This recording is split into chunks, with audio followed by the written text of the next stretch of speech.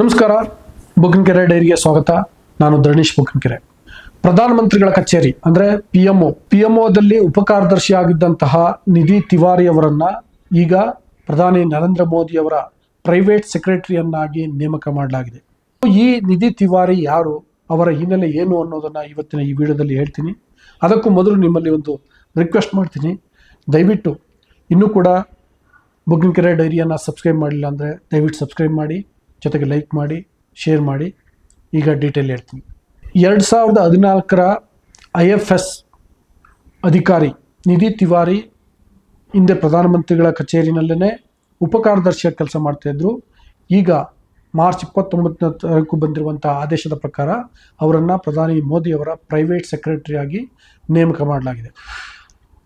ಇವರ ಹಿನ್ನೆಲೆಯನ್ನು ನೋಡೋದಾದರೆ 2013ರಲ್ಲಿ ಭಾರತೀಯ ನಾಗರಿಕ ಸೇವಾ ಪರೀಕ್ಷೆಯನ್ನು ಬರೆದು 96ನೇ ರ್ಯಾಂಕ್ ಗಳಿಸಿದರು. ಇನ್ನು ಇದೇ ನಿಧಿ ತಿವಾರಿ ಈ ನಾಗರಿಕ ಸೇವಾ ಪರೀಕ್ಷೆ ಬರೆಯೋಕ್ಕೆ ಮೊದಲು ಪ್ರಧಾನಮಂತ್ರಿ ನರೇಂದ್ರ ಮೋದಿ ಪ್ರತಿನಿಧಿಸುವಂತಹ ವಾರಣಾಸಿಯಲ್ಲಿ ಸಹಾಯಕ ಆಯುಕ್ತರಾಗಿ ಕೆಲಸ ಮಾಡಿದರು. ಅದಾದಮೇಲೆ ನಾಗರಿಕ ಸೇವಾ ಪರೀಕ್ಷೆಯನ್ನು ಬರೆದರು, 96ನೇ ರ್ಯಾಂಕ್ ಗಳಿಸಿದರು. ಸೊ 96ನೇ ರ್ಯಾಂಕ್ ಗಳಿಸಿದ ಬಳಿಕ ಸಹಜವಾಗಿ, ಯಾಕಂದರೆ 96ನೇ ರ್ಯಾಂಕ್ ಇದ್ದ ಕಾರಣಕ್ಕೋಸ್ಕರ ನೇರವಾಗಿ ವಿದೇಶಾಂಗ ಸಚಿವಾಲಯದಲ್ಲಿ ಅವರಿಗೆ ಕೆಲಸ ಸಿಕ್ತು. ಅಲ್ಲಿ ಬಹಳ ಪ್ರಮುಖವಾದಂಥ ಪಾತ್ರವನ್ನು ವಹಿಸಿದರು. ಏನಂತಂದರೆ ಅಂತಾರಾಷ್ಟ್ರೀಯ ಭದ್ರತೆ ವಿಷಯಕ್ಕೆ ಸಂಬಂಧಪಟ್ಟಂತೆ ಕೆಲಸ ಮಾಡ್ತಾಯಿದ್ರು. ವಿದೇಶಾಂಗ ಇಲಾಖೆಯಲ್ಲಿ ನಿಶಸ್ತ್ರೀಕರಣ ಹಾಗೂ ಅಂತಾರಾಷ್ಟ್ರೀಯ ಭದ್ರತೆ ಇವುಗಳ ಬಗ್ಗೆ ಕೆಲಸ ಮಾಡ್ತಿದ್ದ ಹಿನ್ನೆಲೆಯಲ್ಲಿ ಸಹಜವಾಗಿ PMO ಕಚೇರಿಯ ಕಣ್ಣು ನಿಧಿ ತಿವಾರಿ ಅವರ ಮೇಲೆ ಬೀಳ್ತು. 2022ರಲ್ಲಿ ಅವರನ್ನು ಪ್ರಧಾನಮಂತ್ರಿಗಳ ಕಚೇರಿಗೆ ವರ್ಗ ಮಾಡಲಾಯಿತು.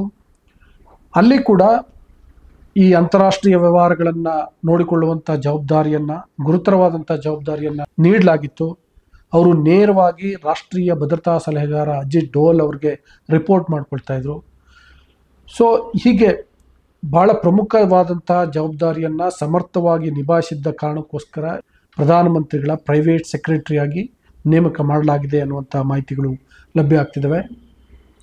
ಇಂತಹ ಇನ್ನಷ್ಟು ಸಂಗತಿಗಳನ್ನು ನಿಮ್ಮ ಮುಂದೆ ಇಡ್ತೀನಿ.